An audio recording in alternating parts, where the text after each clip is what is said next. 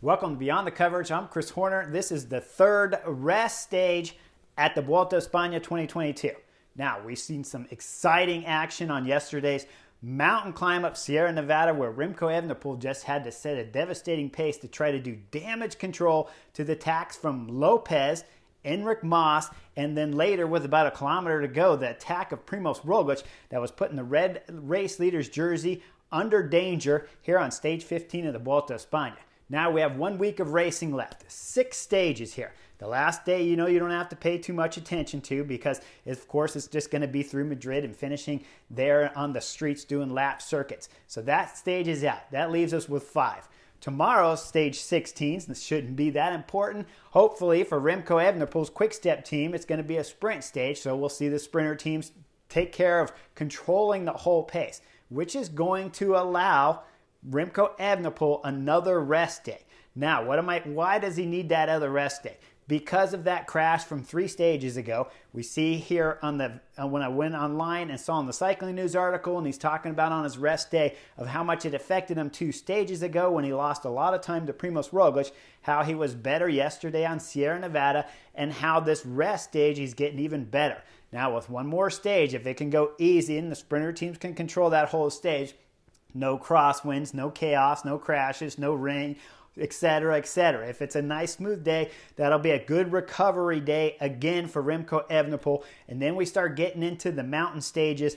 And what does Remco Evenepoel really need to look out for on these first mountain stages? Okay, I saw in the comments with Jet, he asked to talk about the strategies and how difficult they are to decipher when you're talking about being at the stress in the middle of the race and at the finish of the races.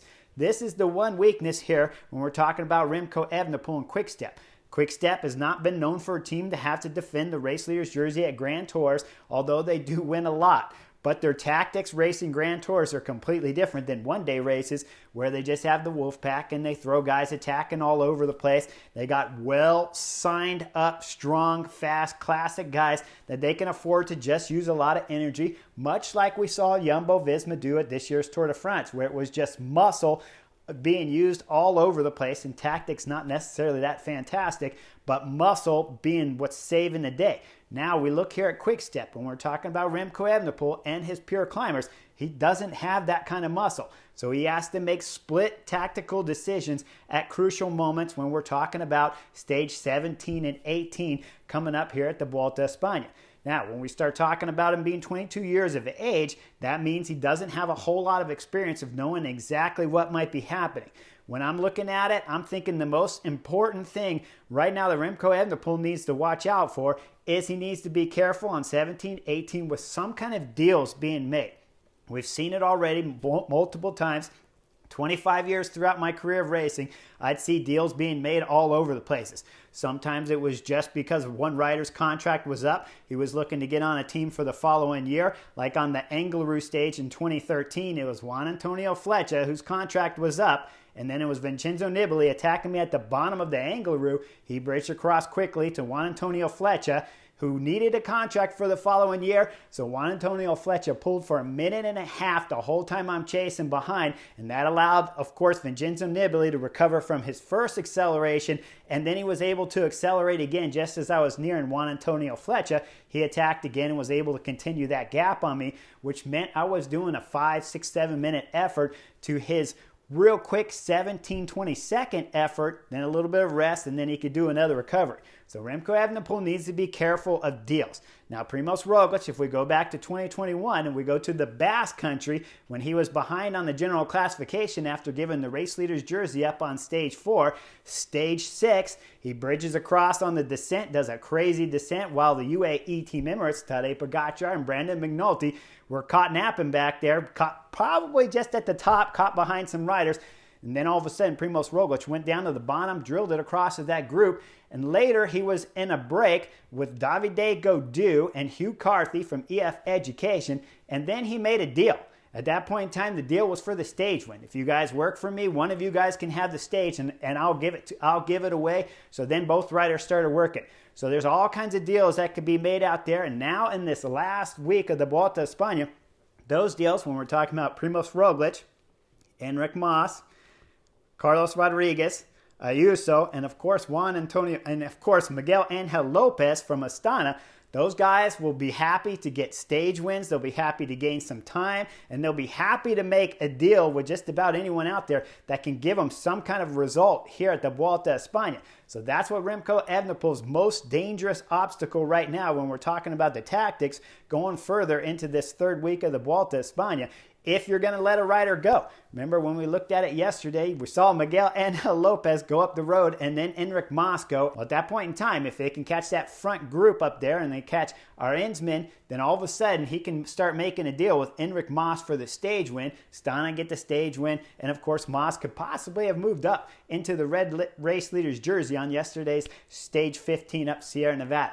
That's the most crucial thing. Other things for Remco Evenepoel that he has to keep attention on is his teammates. He's got to know where his teammates are all the time and exactly what their form are.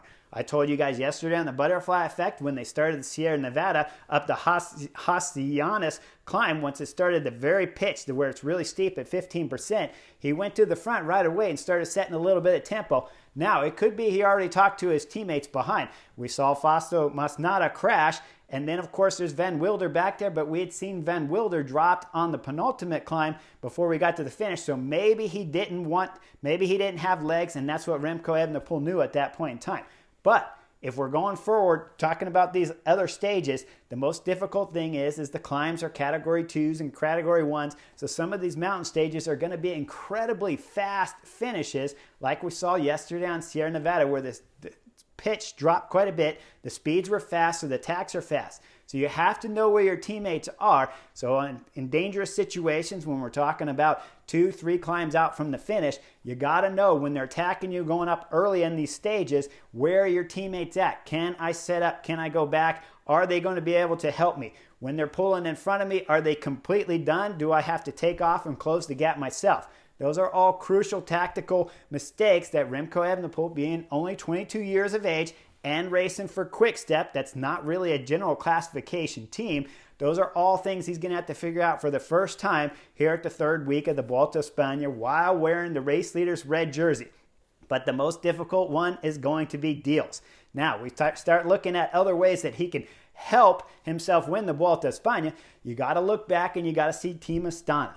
Now, Astana haven't won anything, and they haven't won anything much for the whole 2022 season. So if Lopez can get himself a stage victory here at the Vuelta a España, that would be a fantastic result and one of their biggest ones for the 2022 season. So with that in mind, when you're Remco Evenepoel Quick Step team, you got to believe when you're letting brakes go up the road, if you can control the Astana team, if you can keep them together, I believe we would see a team like Astana riding at the front of the peloton, trying to bring Lopez all the way into the finishing climb so he can get a shot at winning the stage. Now remember, we've seen him riding fabulous yesterday on Sierra Nevada, and he was one of the strongest climbers in that group of 4 or 5 riders with Remco Evenepoel. So when he attacks, being down on general classification, 6th place on the GC, that means Remco Evenepoel will let him go, and Astana know that. So if you can keep Astana from being in those front brakes on these mountain stages, for certain, Astana will ride. We saw yesterday stage 15 where AG2R rode for Ben O'Connor. To my surprise, I was quite impressed with how Ben O'Connor rode when we're talking about up Sierra Nevada. But we saw with AG2R, that is another team that will be happy to ride throughout these mountain stages to give Ben a shot at winning the stage. And of course, Lopez from Team Astana. Those MOs for those two teams have to be there. Now, when we're looking at Team Ineos, we see Carlos Rodriguez. He didn't ride so well up the Sierra Nevada climb and lost a spot on the general classification. And now he's really tied at around 5 minutes with Ayuso and, of course, with Lopez just behind him. So Ineos are still going to play the tactic of putting riders up in the early breaks and having some kind of option to try to win the stage. And then they're going to worry about the general classification as it comes when they get onto the last mountain stages. So all different tactics to look at for Remco Evenepoel. When I'm really dissecting it, we're going to look at Primoz Roglic too, because their tactics are going to be simple. They're going to hope again that Rowan Dennis has some kind of good form to get up the road, and of course have Primoz Roglic bridge across on one of these mountain climbs when we're talking about stage 17 and 18, and then of course stage 19 is a dangerous stage because the climbs come in the middle of the stage, which means if Primož Roglič can get away and you have Rowan Dennis who starts coming back on form, and when we look at Jumbo-Visma, I think what explains that second week drop in form was everyone on the team probably had some kind of bug.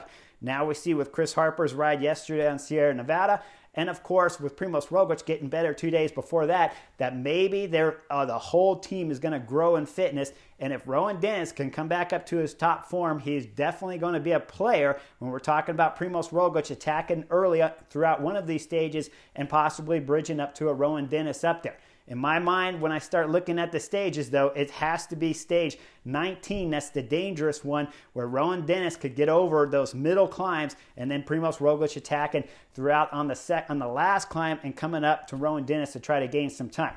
At 1 minute, 34 seconds back from Remco Evenepoel, Primož Roglič doesn't need that much of a gap when you got a Rowan Dennis on the front if Rowan Dennis is 100% on form. When we're talking about dropping off one of these mountains and then pulling through the valleys into the finish, they can make up that kind of time quickly, especially if we see Van Wilder not climbing well, and we see Fausto Masnada not helping out on the final climbs when we're talking about on stage 19. Now, when we look at Quick-Step, when we look at their climbers, you see Fausto Masnada hasn't been much help in the big mountains. Van Wilder's been there, but he's been fading on the last two mountain stages. And when we look at Vervaeke, who was up in the front breakaway, he looked solid when he pulled for about that 4 or 5 kilometers from about 14K all the way to 10K to go on yesterday's Sierra Nevada climb. But when the big acceleration came, he dropped off quickly after that. And when we look at the section where he was pulling, that's the section where it's not very steep. So anytime we're talking about a steep climb coming up and we start talking about the category 1s and you get into a 10, 15% section, could be Remco Evenepoel's without his team, and then he's going to have to know exactly if they're completely done at that moment or if they will be able to get back. The most important section for Quick-Step is going to be that their mountain climbers on Quick-Step need to go as deep as they possibly can into these mountain stages. So if there's any option to come back to Remco Evenepoel and do one final pull, that they're still there. And of course, stage 19, they have to make it over the final climb so that they can be with them all the way through the valley, because the most crucial moment when you're a pure climber and a rider like Remco Evenepoel, where you have other guys on general classification at around 2 minutes, Primož Roglič, Mas, and then of course we start looking back at Carlos Rodriguez and Ayuso, 3rd and 4th on the general classification. If those riders can get a gap on stage 19, you can gain a ton of time going down the descent and through the valley to the finish line. So right now when I'm Quick-Step, I'm asking all of my climbers, Vervaeke, Van Wilder, hopefully your legs are coming back strong after today's rest day and tomorrow's sprint stage, and you get some rest and recovery so they can find those climbing legs again that we saw throughout the second week here at the Vuelta a España. Otherwise, Remco Evenepoel is going to be in big trouble come stage 19. Now, he's a young kid, 22 years of age, but he's still the best rider in the race here at the moment at the Vuelta a España, and he's wearing the race leader's red jersey. We know he can time trial strong. We know he's got power on the lesser steep pitches of the climbs, and we know he's been feeling the effect from that crash 3 days ago. But if today's rest day gives him any kind of recovery, we should start seeing Remco Evenepoel back at his best form to battle out on these next mountain stages coming up. There's still a final week here at the Vuelta a España. It looks like a great battle between Primož Roglič, Enric Mas, and of course Remco Evenepoel. And I'm going to throw in Lopez because he's going to be the wild card danger man up there, where deals can be made with Lopez, with Primož Roglič, and with Mas. And then, of course, we see the young rider, Juan Ayuso, the 19-year-old Spaniard from UAE Team Emirates, who had a solid ride on yesterday's Sierra Nevada. That's going to be a rider that I'm interested in keeping an eye out through this final 3rd week here of the Vuelta a España. Been stellar through the first 2 weeks. Suffered big time yesterday, but finished in front of Remco Evenepoel for top 10 on the stage. If he can continue this kind of form, we might see the 19-year-old from UAE Team Emirates win a stage here at the Vuelta a España, because he's not a threat at this point in time against Remco Evenepoel, so he might get the wild card to be able to slip up the road and gain some time and be able to win a stage, one of these last final mountain stages here at the Vuelta a España. Now, keep an eye on all the tactics that are brewing out there. It's going to be difficult for the 22-year-old Remco Evenepoel to be able to cover everything at 22 years of age, so he's going to have to let something go up the road. It's going to be an exciting final week. Make sure you like and subscribe, and I'll see you on tomorrow's Stage 16 of the Vuelta a España on the Butterfly Effect.